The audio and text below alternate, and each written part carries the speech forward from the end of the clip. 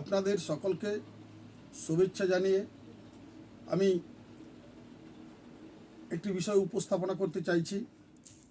আপনারা জেনেছেন ভারতীয় জনতা পার্টির নেতৃত্বে নারী সুরক্ষার দাবিতে সারা রাজ্য জুড়ে আন্দোলন মিছিল সংগঠিত হচ্ছে। তারই ধারাবাহিকতা হিসাবে আগামী 1 আগস্ট শুক্রবার বাঁকুড়া শহরে হিন্দু হাই স্কুল থেকে লালবাজারের হিন্দু হাই স্কুল থেকে তামনিবাদ পর্যন্ত একটি সুসজ্জিত মিছিল সংগঠিত হবে। এই মিছিলের নেতৃত্বে থাকবেন এ রাজ্যের বিরোধী দলনেতা মাননীয় শুভেন্দু অধিকারী মহাশয়। আমি আপনাদেরকে এই মিছিলে অংশগ্রহণ করার জন্য অনুরোধ জানাচ্ছি। অন্ততপক্ষে যারা উপস্থিত থাকতে নাও পারেন বিশেষ কারণে, তাদের নিকট আবেদন আপনারা এই মিছিলকে দুহাত তুলে আশীর্বাদ করুন, যেন আমরা এই রাজ্যে নারী সুরক্ষার দাবিতে যে আন্দোলন হচ্ছে সে আন্দোলন সফল হোক, সার্থক হোক। আপনারা দেখেছেন, জানেন, এই রাজ্য জুড়ে ধারাবাহিকভাবে যে নারী নির্যাতন, নারী ধর্ষণ, নারীদের প্রতি অত্যাচার হয়, তার আইনগত কোনো স্টেপ এ রাজ্য সরকার নেয়নি। তাই আমরা ভারতীয় জনতা পার্টির নেতৃত্বে সারা রাজ্য জুড়ে আন্দোলন সংগঠিত করছি।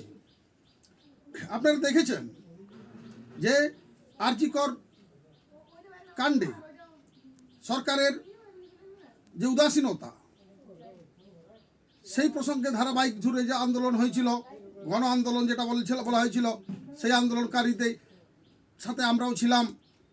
কিন্তু আমি একটি বিষয় উপস্থাপনা করতে চাইছি, যে আন্দোলন সংগঠিত হয়েছে সেই আন্দোলনে সরকারের কোনো কর্ণপাত করেনি। সরকার সেই আন্দোলনকারীদের বক্তব্য শুনেননি।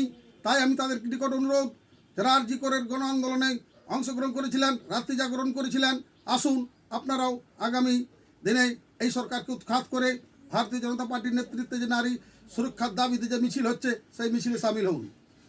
বন্ধুগণ, সরকারের বিরুদ্ধে আন্দোলন, সরকার যদি দাবি মানে ঠিক আছে, না হলে তার